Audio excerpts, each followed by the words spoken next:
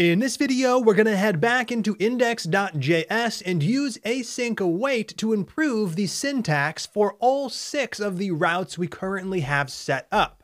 Then as we add more routes in the future, of course, we'll use AsyncAwait from the start, now that we know how it works and how we can use it.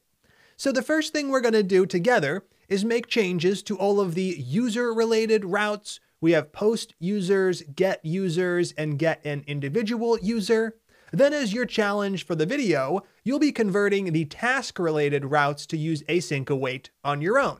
So let's go ahead and get things started up top with our very first route, and I am going to start up the server from the terminal. Right here, we can use npm run dev to start up our little development server, which uses NodeMon, and we're also going to spend our time in Postman.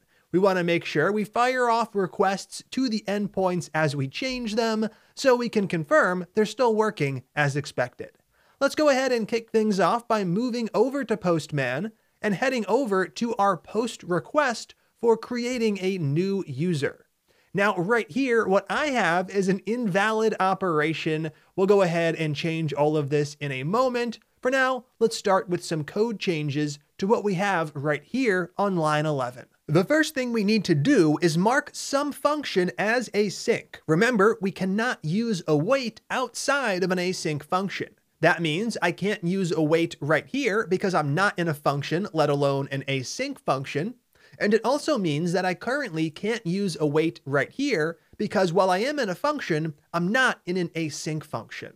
So the first thing we're going to do is take this function, the one we passed to express, and we're going to mark it as async by adding async right up front like we have done a few times already.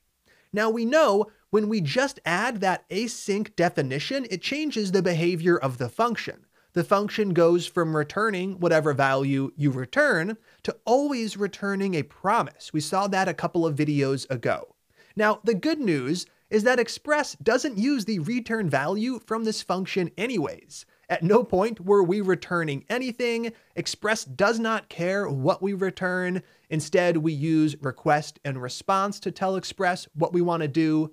So in this case, we've added the async functionality without changing the behavior at all.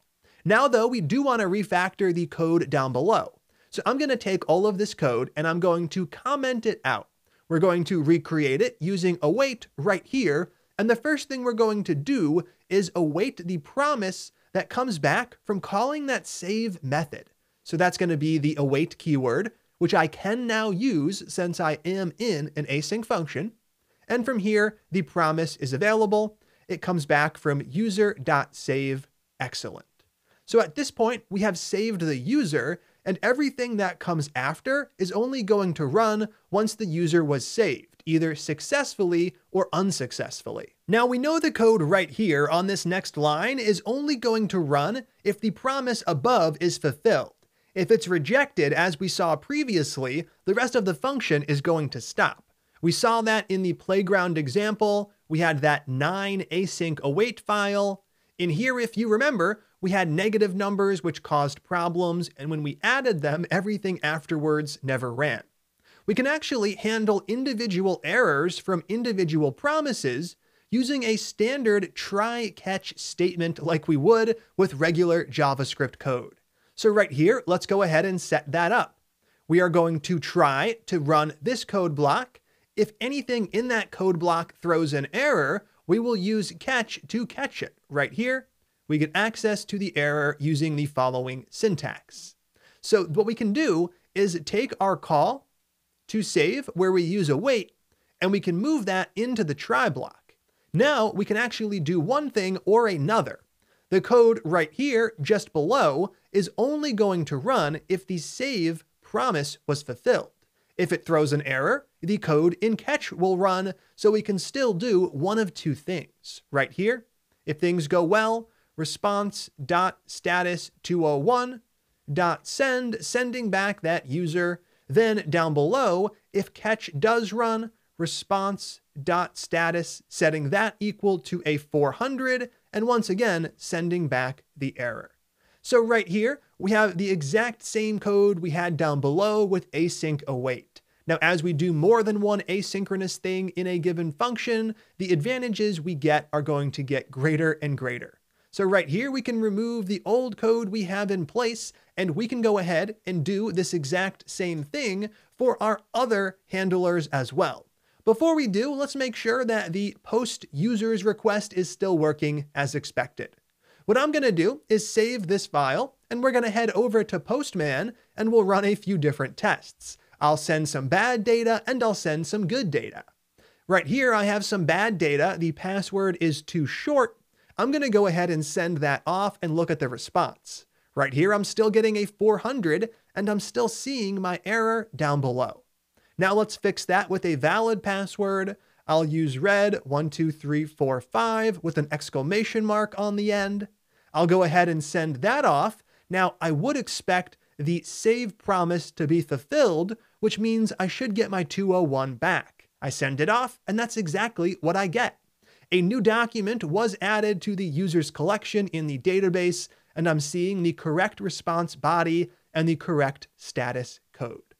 Now that we have one of these knocked out, let's go ahead and do the same thing for the other two, then we'll move in to the challenge for the video. Right here, once again, we start off by marking this function as async, and once we have that in place, we move on down below. Now, in this case, we are getting a fulfilled value we actually want to access, unlike what we were doing up above. So we will start by setting up try catch. And once we have that in place, we'll go ahead and add some code inside of try. I'm going to try to find all of those users, and I'm going to store them in this users constant I'm defining. Right here, we are going to await the promise that comes back from user.find, calling it exactly like we had called it down below. Now, if this line of code runs, then we got our users, and we can use response.send to send them back. If this code runs, then something went wrong, and we will use response.status to set up a 500 status code, and I'll use send to send back an empty response, the status code being the signal. Right here, we can go ahead and remove the old code, and this one is now converted. We'll do the same thing down below for the last user-related route. I'm going to start by marking it as async, then we'll go through the refactoring process once again. I will go ahead and comment out everything we had before, and we'll start with our try-catch statement. Inside of try, we're going to start to do the asynchronous things we are trying to do, which is to find a user by the ID, and we're going to get them back potentially. So const, right here, user equals await user dot find by ID. We are going to call that, passing in the same variable we were passing in down below, and once we have this in place, we know that things went well if this code runs.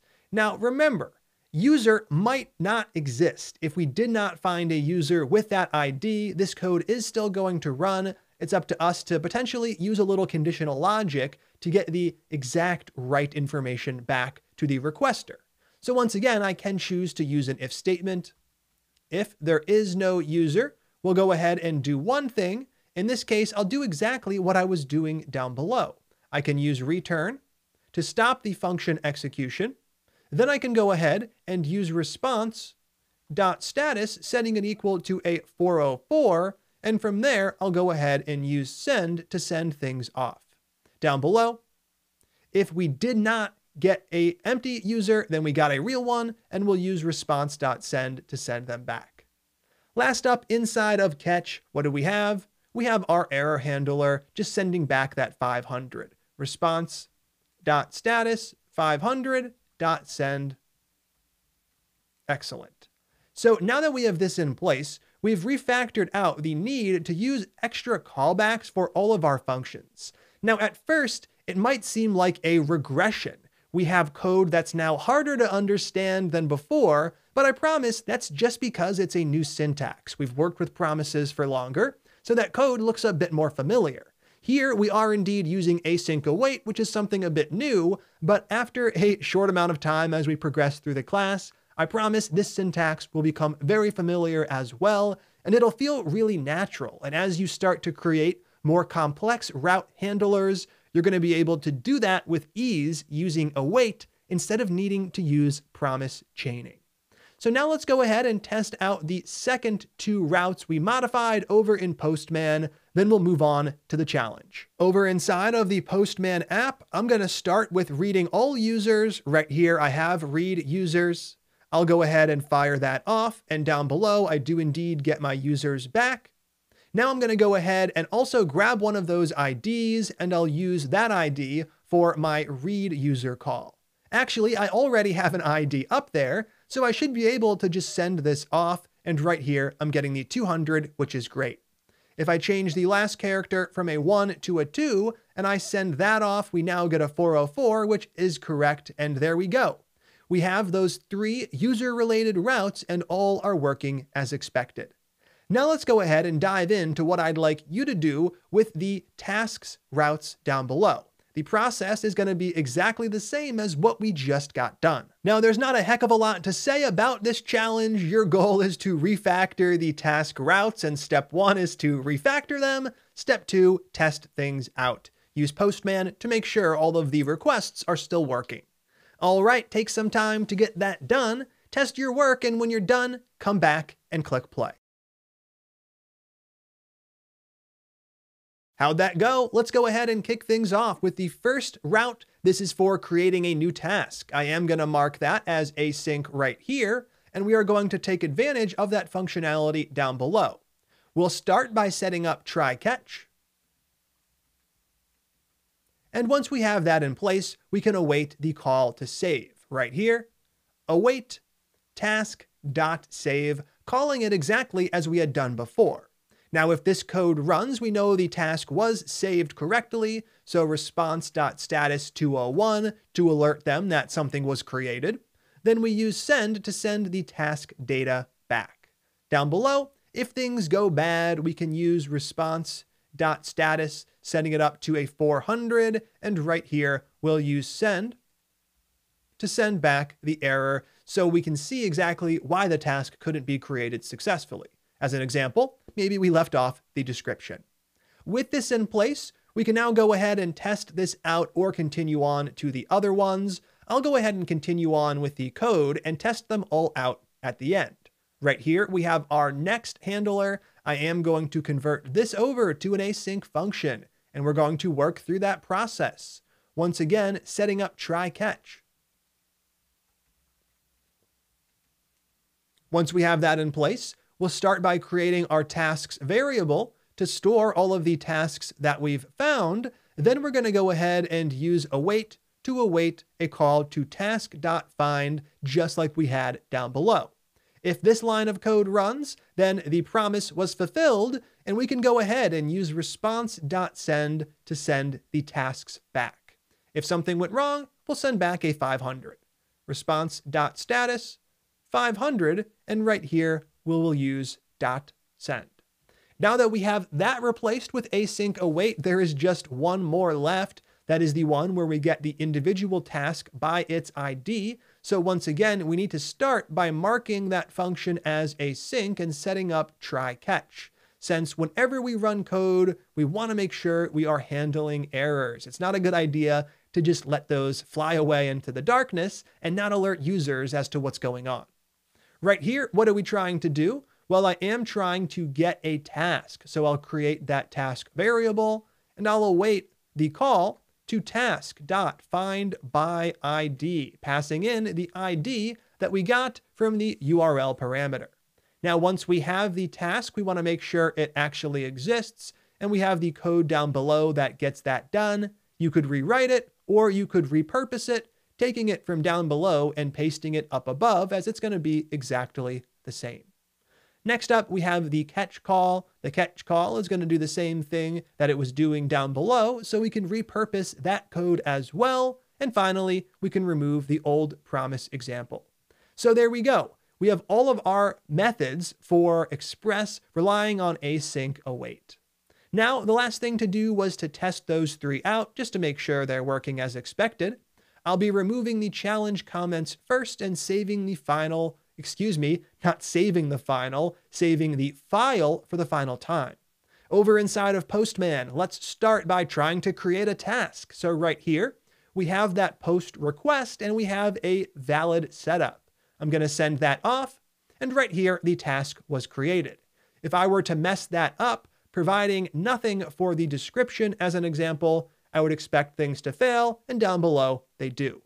So from here, I can read all of the tasks. I'll go ahead and do that by firing that operation off.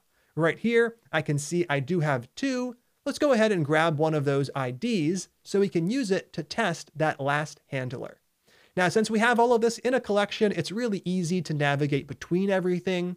Right here, I'm going to swap out that old ID with the new ID. I will click send to fire that off, and we do indeed get things working down below. And once again, if I was to mess up that last character, right here, I can see I get the 404. So what we've done in this video is we've converted all of our app express handlers over to async and await. In the next video, we're going to continue on creating the other ones we need for the application. And as we create those, we'll be using async await from scratch. I'm excited to get to that, so let's jump right in to the next video.